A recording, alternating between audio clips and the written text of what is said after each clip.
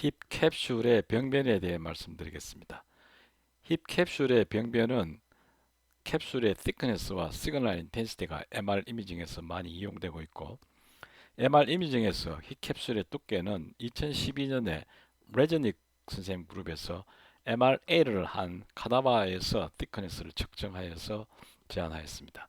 이것은 MR 이미징에서 가장 잘 보이는 영상을 선택하고 각 리가멘트 캡슐의 미드 포션을 측정하였다고 합니다.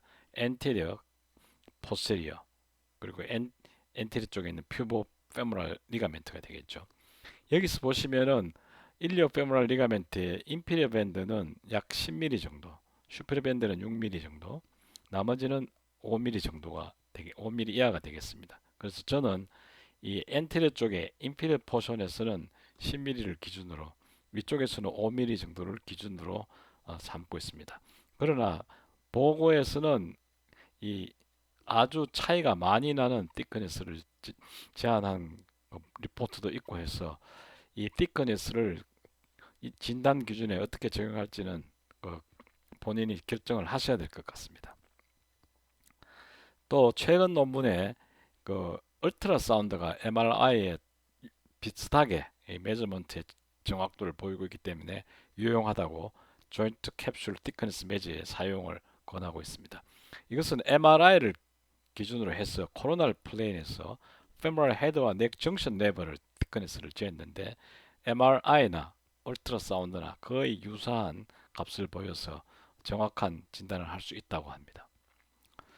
캡슐의 렉시티도 마이크로 인스타빌리티 등에서 중요한 진단 기준이 되는데요.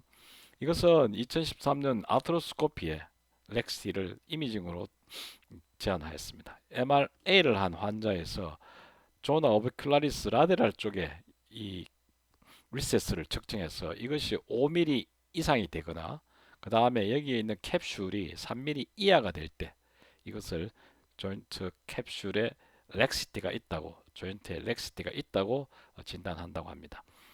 렉시티가 없는 환자에서 MRA를 해서 여기 있는 리세스는 2mm의 width, 그 다음에 두께는 3mm가 되어서 정상 소견이고, 렉시티가 있는 환자에서 보시면은 엔테리어 리세스의 그 width는 7mm고 캡슐의 두께는 1mm로 진단을 할 수 있었다고 합니다.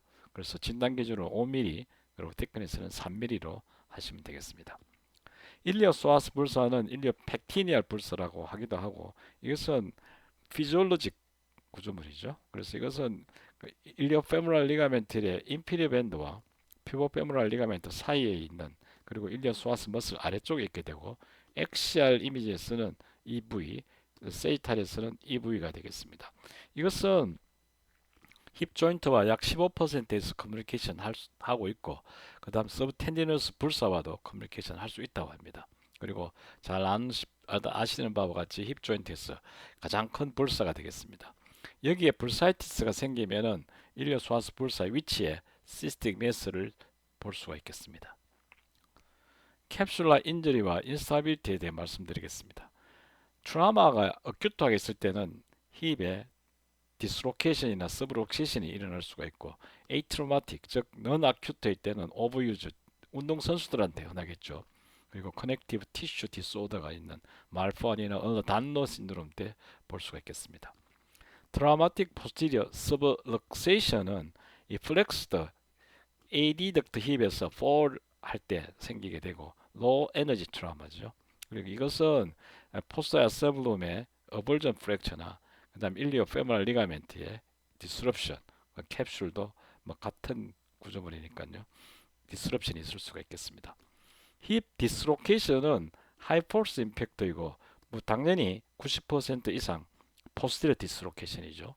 숄더는 엔트리 디스로케이션이 90% 정도, 힙은 포스티리어 디스로케이션이 90% 정도, 뭐 이렇게 생각하고 있습니다.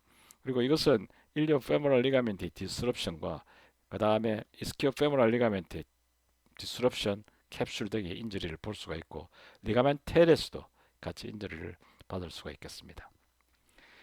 힙 디스로케이션, 포스티리어 힙 디스로케이션의 이미징 트라이아드는 그 포스티리어 아스타블라 립에 프랙처가 있고, 밑으로 빠지니까요. 일리오 페모랄 리가멘트 디스럽션과 히마아트로시스를 보여준 것이 트라이아드라고 합니다. 이 환자는 일리오 페모랄 리가멘트에 인저리가 있는 것을 코로날 이미지에서 볼 수 있고 여기에 조인트에 플루이드 즉 히마아트로시스가 있을 것으로 생각됩니다. 포스테리 디스로케이션이 있는 경우에 이스키오 페모랄 리가멘트가 컴플리트 럽처를 보이는 케이스고 이것이 그 캡슐이 그 힙 조인트의 스테빌리티를 유지하는데 역할을 하는 것을 그 차알라 선생의 동영상에서 잘 볼 수가 있겠습니다. 그래서 이 캡슐이 인저리가 있게 되면 인스타빌리티가 있고 이것을 리페어하고 나니까 스테빌리티가 유지된 것을 영상에서 잘 보여주고 있습니다. 어디스 캡슐라이티스는 또 다른 힙 캡슐의 병변인데요. 이것은 렌즈 오브 모션의 리미테이션이 있고 움직일 때마다 페인이 있는 것이죠. 이 프라이머리와 세컨더리로 구분해서 생각할 수 있고 세컨더리는 그 시노비알 디지즈나 그 시노비알 프로레프레이션, 시노바이티스, OA 레브럴 리전 등 힙 조인트의 병변 때도 같이 인플라메이션이 오는 것이죠. 이 환자는 65세 남자가 보트 힙 페인으로 1년 동안 고생했는데 라이트 쪽이 좀 더 심했고 레프트 쪽이 같이 있었다고 합니다. 그래서 여기서 보시면 캡슐이 라이트, 레프트가 두꺼워져 있고 라이트가 레프트보다 조금 더 두꺼워져 있는 걸 볼 수 있는 어디스 캡슐라이티스의 케이스를 이재혁 교수님께서 주셨습니다. 이 어디시브 캡슐라이티스의 다이그노스틱 크라이테리아는 조인 스페이스 커패시티가 떨어지는 거죠. 그래서 인트라아티큘라 프레셔가 올라가고 그 다음에 인젝션을 했을 때 10mm 이하로 프레셔가 걸리는 것이고 노멀 리세스가 사라지는 것이 되겠습니다. 그리고 이것은 최근 논문에 의하면은 포스티리어 슈피리어 쪽이 포스티리어와 슈피리어 쪽이 안쪽보다 인피리어 쪽보다 더 비례적으로 더 두꺼워지는 것으로 보고하고 있습니다. 이미징에서는 비교적 쉽게 진단할 수 있는 특징적인 소견을 보이는데요.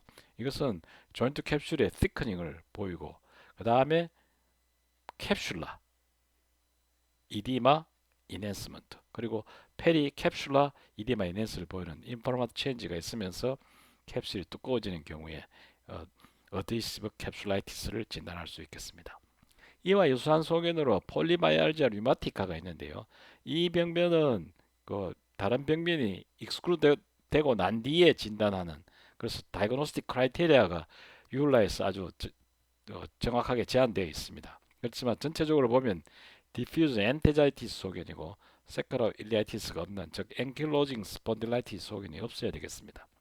이미징은 올더 에이지에서 숄더 제일 흔한 부위고요. 그 다음에 펠빅 거들 힙이 되겠습니다. 모닝 스티프니스 그 다음 심톰이 2주 이상이고 그 다음에 ESR이 증가하면서 로도드 스티로이드에 아주 반응을 잘 하는 것으로 되어 있습니다.